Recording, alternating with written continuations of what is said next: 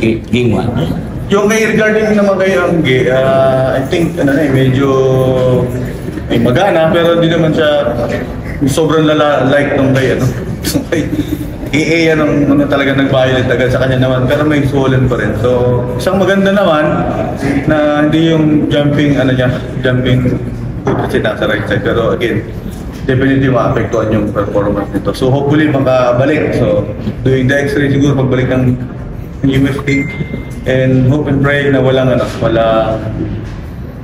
fractured or anything na seryoso. So part ng laro na unfortunately na nakaapak ng kasama. So medyo unusual pero andyan na. So moving forward, so kailangan lang namin mag-step up para sa outside hitter namin.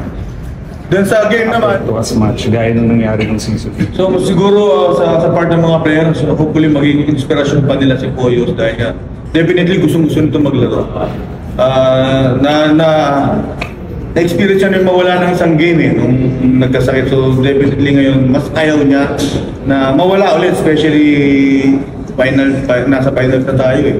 So kung ma-miss out niya yun, so sayang ulit yung experience itself na makapaglaro ng finals hanggang dulo. So hopefully maging motivation sa kanila na mag-step up, hindi lang sa tao, kundi yung grupo para manalo.